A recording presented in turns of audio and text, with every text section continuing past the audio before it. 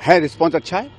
दो बातें हैं, एक तो बड़ा आश्चर्यजनक रहा कि जिस घर में जाओ वो शीला जी के किए हुए विकास को याद करते हैं और कहते हैं कि नहीं बहुत अच्छा काम हुआ था, और उसी स्मृतियों से वो कांग्रेस को भी याद करते हैं। तो अपने आप ही स्वतः जब वोटर आपको एक गर्माहट दिखाए तो एक समझ लीजिए आधा काम तो उसी से हो जाता है। फिर हम अपने आप पर परिचय देते हैं और लोगों का एक रिस्पांस बहुत अच्छा आ रहा है।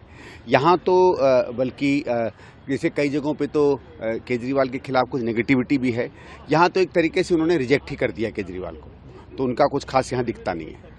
क्या क्योंकि सर हैं लोगों की खास तौर पे आपकी कॉन्स्टिट्यूंसी के अंदर जिससे वो नाराज हैं और आपको लगता है कि इसके जरिए आगे इन लोगों का भला हो? अलग अलग है, जैसे यहाँ है, ये तो वो एरिया है जहाँ गवर्नमेंट का है, इनका पे कमीशन का इशू है, इनके प्रमोशंस का इशू है, कॉन्ट्रैक्ट का इशू है, एयर पोल्यूशन बहुत बड़ा इशू है, और इनमें किसी में उनको नहीं लगता कि भले केजरीवाल उसमें कुछ कर पाए ना कर पाए, वो जिम्मेवारी भी नहीं लेते, आगे भी नहीं आते हैं।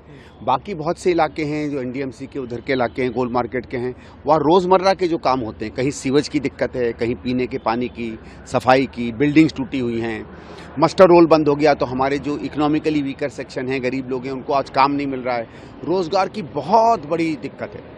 और फिर उसके बावजूद सब लोग ट्रैफिक की बहुत बात करते हैं। हर एक ऐसी चीज़ जिससे सीधे सीधे वो दिल्ली सरकार को अपने निशाने पे लेते हैं, और उनको भारतीय जनता पार्टी से बहुत आशा नहीं दिखती है।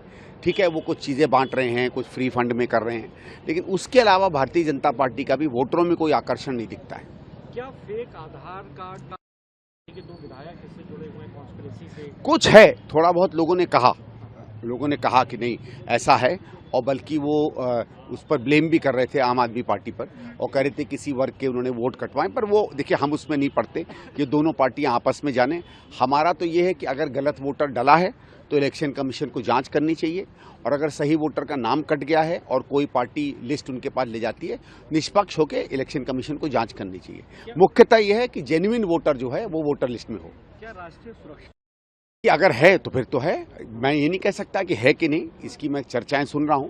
अगर है तो फिर गंभीर मुद्दा है, क्योंकि आदमी इतनी आसानी से बाहर से चला है, आधार कार्ड बनवा दे। देखिए, छोटा मोटा एक होता रहता है, पर अगर व्यापक स्केल में है, एक आध दो कोई केस हैं तो फिर कोई जैसा है वैसा है, लेकिन जो भी केस है इलेक्शन कमीशन को उस पर सीरियसली तहकीकात करनी चाहिए।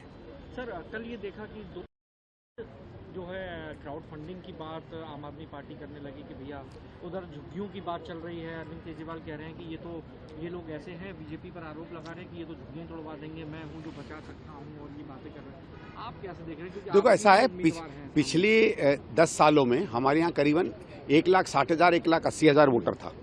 उसमें से बहुत से हमारे झुग्गी क्लस्टर थे, और शीला जी के समय में हमारे यहाँ 7-8 बड़े झुग्गी क्लस्टर थे।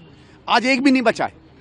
तो तुम्हारी नाक के नीचे झुग्गी के क्लस्टर हट गए, तुम कर क्या रहे थे भाई? केजरीवाल से ये सवाल पूछना चाहिए ना, क्या बचाओगे झुग्गी जब तुम अपनी कॉन्स्टिट्यूंसी में झुग्गी नहीं बचा पा रहे हो? अब वो किसने तुड़वाई हो किसने नहीं, कहीं सड़क पर आए, किसी झुग्गी के कार्यकर्ता के लिए लड़ते हुए दिखे, कोई टूटती हुई झुग्गी रोकते हुए दिखे? तो ये तो सिर्फ एक बहाना है, एक कहानी है बाकी दिल्ली के लिए कि झुग्गी झोपड़ी मेरे अंदर नहीं टूटेगी। अरविंद केजरीवाल का झुग्गियों से कोई लेना देना नहीं। जहाँ तक सीएजी की बात है, ये 2000 करोड़ का घोटाला नहीं है, वो तो 6 महीने में स्कीम रुक गई तो 2000 करोड़ है। साल भर चलती तो 4000 करोड़, और अगर 4 साल चलती तो 16-17 हजार करोड़ का घाटा होता। तो ये बहुत बड़ा स्कैम है ये 16-17 हजार करोड़ का। और जो ये बात करते हैं क्राउड फंडिंग की, क्योंकि कल शपथ पड़ी सीएजी से, अब सड़क पर चर्चा होने लगी कि केजरीवाल भ्रष्ट है, तो फिर वही पुराना दिखावा कि हम क्राउड फंडिंग करेंगे, हमें बाहर से पैसा मिल जाएगा।